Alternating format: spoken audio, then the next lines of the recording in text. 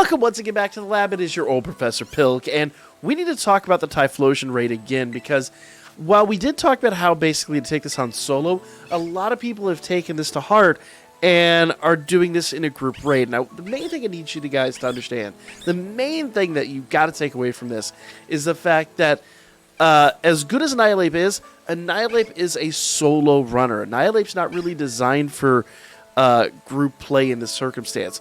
Because if you remember back to our run, you do have to accept a certain amount of faintings. Fainting is going to happen at least once, if not twice, maybe even 3 times, depending on RNG and other factors like that, when you're running this event.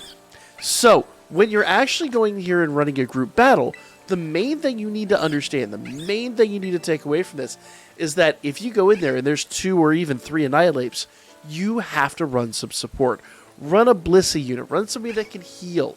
Heck, if you've got a unit that can heal and that can lower special attacks, remember, Shadow Ball really is going to be Annihilape's worst enemy here. If you can lower special attack and present some healing, would be the easier way to word that, then you are going to be set up for success in this. But running 4 Annihilapes is a recipe for disaster. You could do it, but it's not comfy, and frankly, there's just a better way to do it. So let's go ahead and jump into a group right here. I've got a few friends ready to do this, and we will talk about specifically what you need to do and some of the pitfalls associated with that. So we're actually getting into the raid itself. There is a couple of pitfalls you guys need to be acutely aware of. Number 1, if you're bringing nothing but Annihilape, you do run a pretty big risk of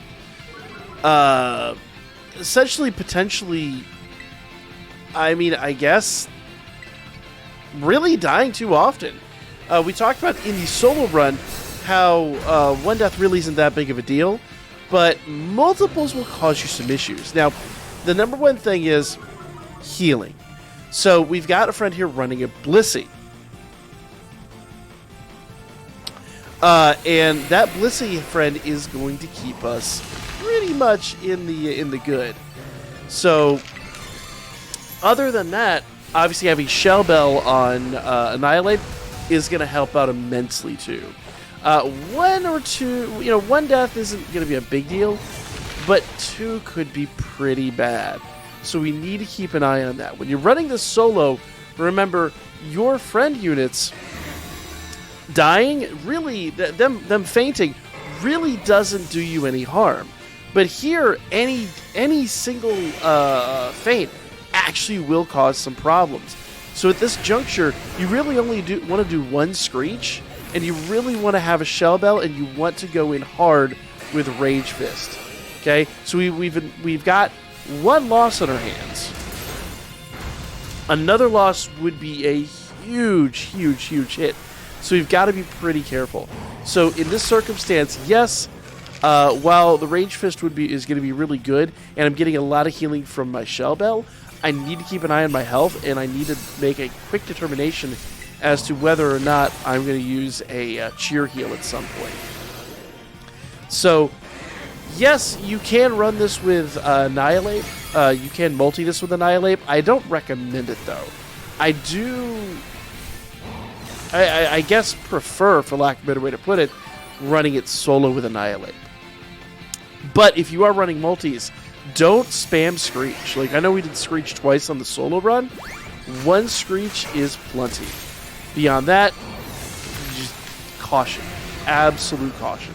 We lost our Blissey, and that's bad. I don't know how we lost our Blissey, but I'm going to go ahead and do a cheer heal here real quick. Because I need to make sure that no one else loses their life. There we go.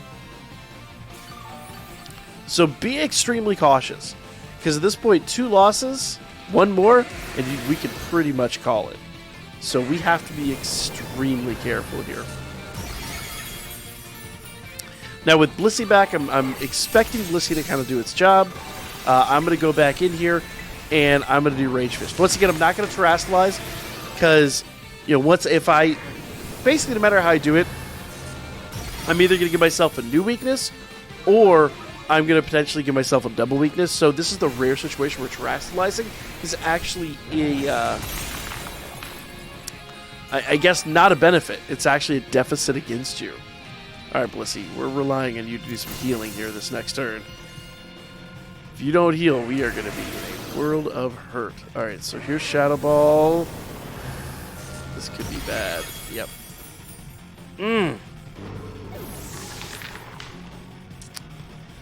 All right. Now we're down to the wire. So we cannot miss at all. We cannot have another miss whatsoever. But you can see that now that we built up the Rage Fist so much, that is pretty much that. Oh, looks like he's already down. He just fell off the map. Hey, I'll take that. So there you guys go. Three losses was kind of the limit, but I've seen a lot of people that are just running a wild gambit of recklessly trying to crash through it the same way we did with the solo run. And the honest answer here is you have to be extremely cautious. You can still do it, but make sure you're running someone on support. You need that support, Blissey. And more than anything else, you've got to have the Shell Bell. You can't use leftovers. I mean, yes, you can, but Shell Bell will actually give you healing based on how much damage you produce, whereas the leftovers just kind of give you a blanket number. So get a Shell Bell.